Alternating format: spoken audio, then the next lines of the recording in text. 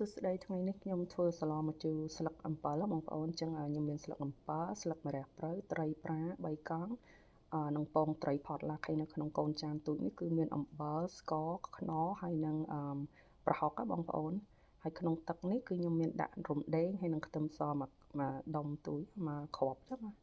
ហើយយើងដាក់ស្ងោរឲ្យទឹកនឹងពុះទៅដាំទឹកឲ្យពុះហើយយើងដាក់ត្រីប្រាដែលយើងមានហ្នឹងដាក់ចូលបងប្អូនបន្ទាប់ពីខ្ញុំដាក់ត្រីប្រាហើយគឺខ្ញុំដាក់ពងត្រីសមុទ្រគេហៅផតឡាក់ហ្នឹង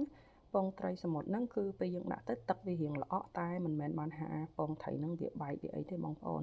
គឺដោយសារវាជាប្រភេទត្រីសមុទ្រណាតែដល់ពេលវាឆ្អិនទៅទឹកវាថ្លាមកវិញហើយបងប្អូនហើយបើបងប្អូនចាប់អារម្មណ៍គឺក្នុងគ្រឿងផ្សំរបស់ខ្ញុំនេះភាគច្រើនគឺសិតតែកកទាំងអស់ទេអត់មានអីរបស់ស្រស់ទេដោយសារខ្ញុំនៅតំបន់ត្រជាក់បងប្អូនបើយើងចង់ញ៉ាំរបស់ស្រស់ក៏មានតែត្រូវបើកឡានទៅទិញរបស់ហ្នឹងពីទីក្រុងធំអីចឹងខ្ញុំនៅឆ្ងាយចឹងខ្ញុំជាទូទៅខ្ញុំទិញរបស់ដែលយើងអាចទុកបានណាជាបកកបានឬក៏ដាក់ទុកក្នុងផ្ទះបានយូរបានចឹងណាចឹងបន្ទាប់នេះនឹងហើយខ្ញុំដាំទឹកពុះទៅត្រីមកល្មមឆ្អិនហើយខ្ញុំបង់ស្លឹកម្រះព្រៅកកហើយនឹងស្លឹកអំពិលកែវហ្នឹងណាបងប្អូនហើយខ្ញុំអត់សូវប្រើម្ជូរទេដោយសារក្នុងទឹកអំពិលកែវហ្នឹងគឺមានជាតិជូរអញ្ចឹងប៉ុណ្ណឹងគឺល្មមសម្រាប់ខ្ញុំហ្នឹងណាចឹងទៅនេះមកពុះពីពុះទៀតមកគឺឆ្អិនស្រេចហើយនេះឃើញបងប្អូនពេលវាពុះហើយទៅឆ្អិនទៅឃើញពងត្រីហ្នឹងវាលែងទឹកវាលែងល្អឲ្យតើយើងកូរវាល្អចឹងបងប្អូន